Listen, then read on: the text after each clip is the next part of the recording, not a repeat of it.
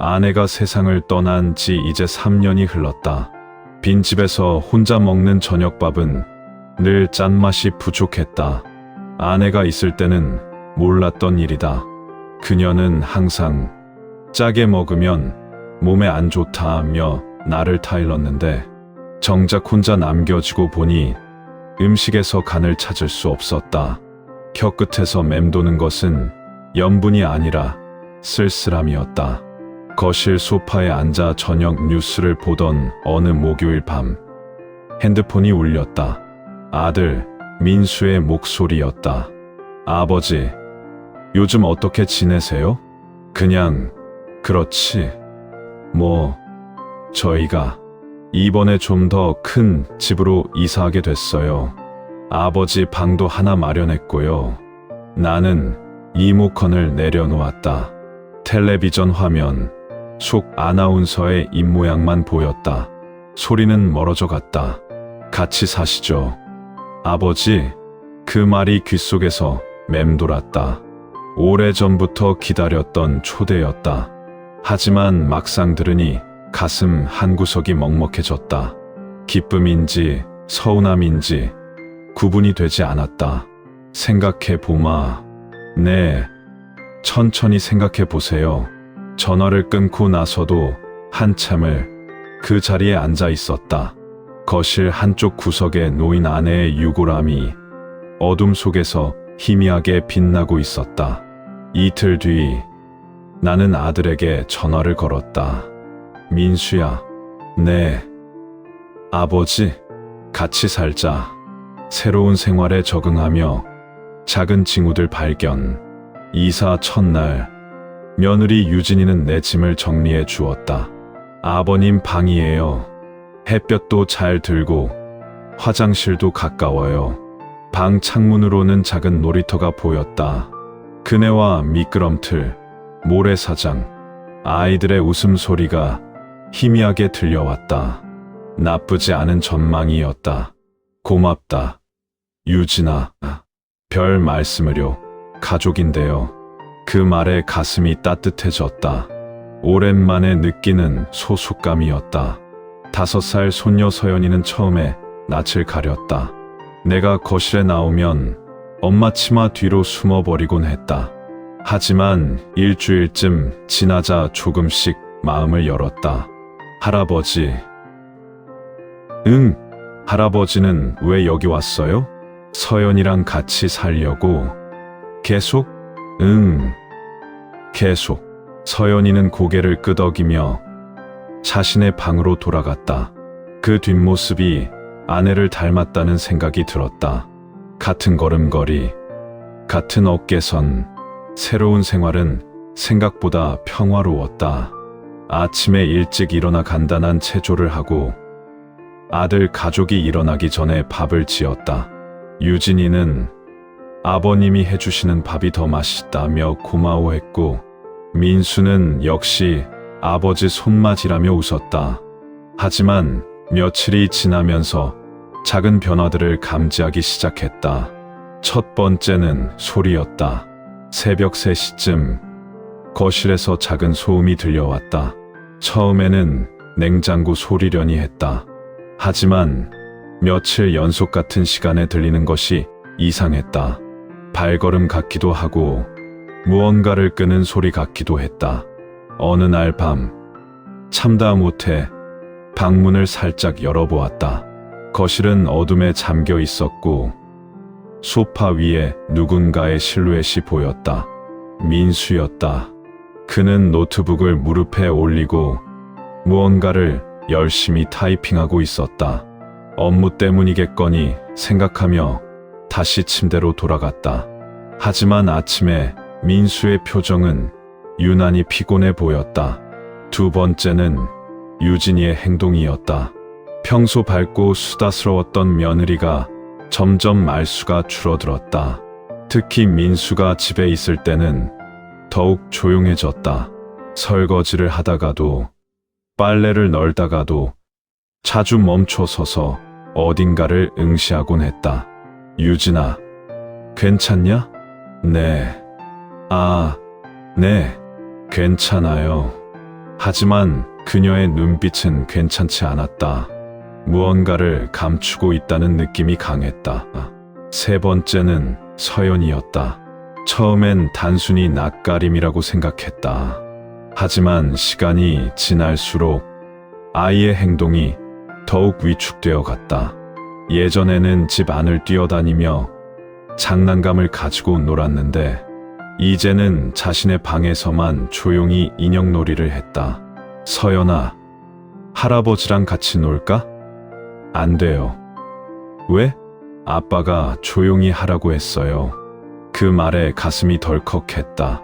5살 아이가 집에서 조용히 해야 한다니 뭔가 잘못되었다는 확신이 들었다.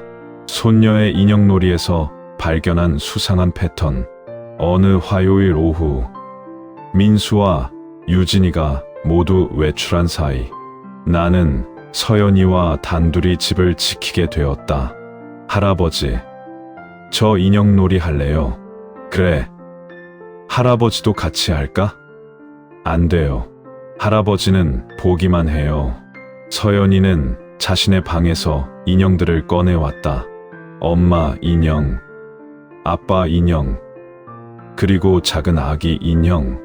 거실 바닥에 인형들을 늘어놓고 혼자서 중얼거리기 시작했다. 아빠가 엄마한테 화를 내요. 서연이는 아빠 인형을 들고 엄마 인형 앞에서 흔들었다. 엄마는 울어요. 아기도 무서워해요. 그 순간 나는 숨이 멎는 듯 했다. 아이의 놀이가 아니라는 것을 깨달았다. 이것은 서연이가 목격한 현실의 재현이었다. 서연아, 네, 아빠가 엄마한테 화를 많이 내니? 서연이는 고개를 끄덕였다. 소리도 크게 질러요. 그럼 엄마가 울어요. 언제? 밤에요. 할아버지가 잠들고 나서요. 가슴이 철렁 내려앉았다. 새벽에 들렸던 소음들이 이제야 이해되었다. 그것은 냉장고 소리가 아니라 갈등의 소리였다. 민수의 목소리, 유진이의 흐느끼는 소리, 그리고 그 사이사이 들리는 무언가 부딪히는 소음들. 아빠가 엄마를 때려? 서연이는 한참을 망설이다가 작게 고개를 끄덕였다. 여기요. 작은 손이 자신의 팔을 가리켰다. 그리고 여기도요. 이번에는 어깨를 가리켰다. 나는 무릎이 풀리는 것을 느꼈다. 내 아들이, 그토록 자랑스러워했던 내 아들이 아내를 때리고 있었다. 그것도 5살 딸아이가 보는 앞에서. 서연아, 엄마한테 이야기했니? 엄마는 할아버지한테 말하면 안 된다고 했어요. 왜? 할아버지가 슬퍼할까 봐요. 그 말에 눈물이 핑 돌았다. 며느리는 시아버지인 나를 배려해서 혼자 고통을 감내하고 있었던 것이다. 그리고 5살짜리 손녀는 그 모든 것을 묵묵히 지켜보며 인형놀이로만 표현하고 있었다. 그날 밤 나는 잠들지 못했다. 귀를 기울여 보니 새벽 2시쯤부터 거실에서 작은 소리가 들리기 시작했다. 처음에는 낮은 대화 소리였다가 점점 높아지는 민수의 목소리, 그리고 유진이의 작은 울음소리. 돈 관리를 제대로 못한다고 몇 번을 말해. 미안해. 다음은 없어. 이번 달에만 얼마나 초과했는데. 그 다음에 들린 것은 무언가 부딪히는 소리였다. 유진이의 작은 비명소리, 그리고 서연이 방에서 들려오는 희미한 훌쩍임. 나는 방문을 열고 나가려 했다. 하지만 발이 떨어지지 않았다. 어떻게 해야 할지 몰랐다. 내 아들을 어떤 얼굴로 마주해야 할지, 며느리에게 뭐라고 말해야 할지. 할아버지의 결단과 제3자 개입. 다음 날 아침, 유진이의 왼쪽 손목에 희미한 멍자국이 보였다. 유진아. 네, 어디서 다쳤냐? 아, 이거요. 문에 부딪혔어요. 거짓말이었다. 나는 알고 있었다. 민수는 평소와 다름없이 출근 준비를 했다. 넥타이를 매며 거울을 보는 그의 모습이 낯설었다.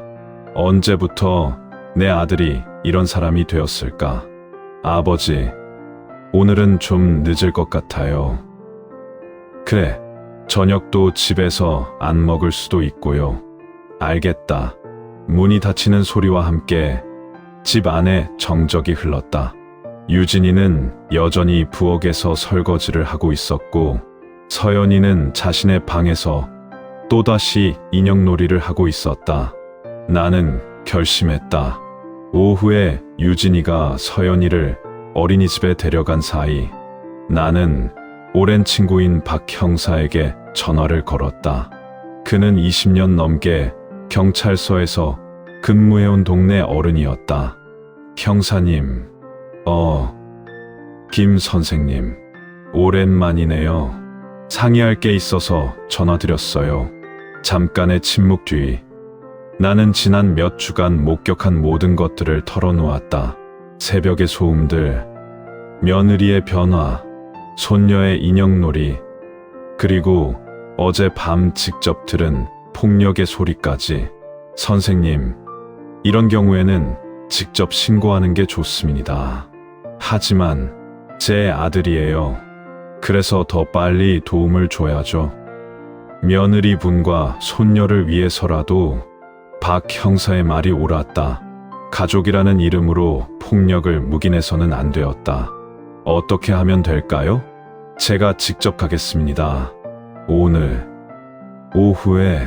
전화를 끊고 나서 나는 유진이를 기다렸다. 서연이를 어린이집에서 데려온 그녀에게 나는 조심스럽게 말했다. 유진아, 앉아봐. 네, 형사님이 오실 거야. 유진이의 얼굴이 하얗게 질렸다. 아버님, 그게 숨길 필요 없어. 다 알고 있다. 그제야 유진이의 눈에서 눈물이 흘러내렸다. 그동안 혼자 견뎌온 고통이 한 번에 터져 나오는 것 같았다. 미안해요, 아버님. 정말 미안해요. 미안할 것 없어. 잘못한 건 민수야. 오후 5시 박 형사가 왔다. 그는 유진이와 길게 상담을 했고 서연이와도 조심스럽게 대화를 나누었다. 아이는 처음에는 말하기를 주저했지만 점차 마음을 열고 그동안 목격한 것들을 털어놓았다. 임시보호소를 연결해 드릴 수 있습니다. 그럼 서연이는 함께 가실 수 있어요. 안전한 곳이에요. 저녁 7시. 민수가 돌아왔을 때 집에는 박 형사와 나만 남아 있었다. 아버지, 이분은 누구세요? 앉아라. 민수야, 그날 밤은 길었다. 박 형사는 민수에게 상황을 설명했고 앞으로의 법적 절차에 대해서도 안내했다. 민수는 처음에는 부인했지만 결국 모든 것을 인정했다. 아버지, 저도 모르게 그렇게 되었어요. 모르게? 5살짜리 딸이 다 보고 있었는데? 민수는 고개를 떨구었다. 상담받아야 한다네. 그리고 유진이한테 진심으로 사과해야 하고. 네, 아버지. 한 달 뒤 나는 다시 혼자가 되었다. 유진이와 서연이는 임시보호소를 거쳐 지금은 유진이의 언니 집에서 지내고 있다. 민수는 상담 치료를 받으며 별거 중이다. 이혼 절차도 진행되고 있다. 서연이가 가끔 전화를 한다. 할아버지, 안녕하세요. 응. 서연아, 잘 지내니? 네, 이모가 잘해줘요. 다행이다. 할아버지는 언제 볼 수 있어요? 곧 보자. 엄마가 할아버지 덕분이라고 했어요. 그 말에 가슴이 먹먹해진다. 내가 한 일이 옳았는지 아직도 확신이 서지 않는다. 하지만 적어도 서연이는 이제 안전하다. 그것만으로도 충분하다. 빈집에서 혼자 먹는 저녁밥은 여전히 짠맛이 부족하다. 하지만 예전과는 다르다. 이제 그 싱거움 속에서도 무언가 다른 맛을 느낀다. 후회가 아닌 안도감이다.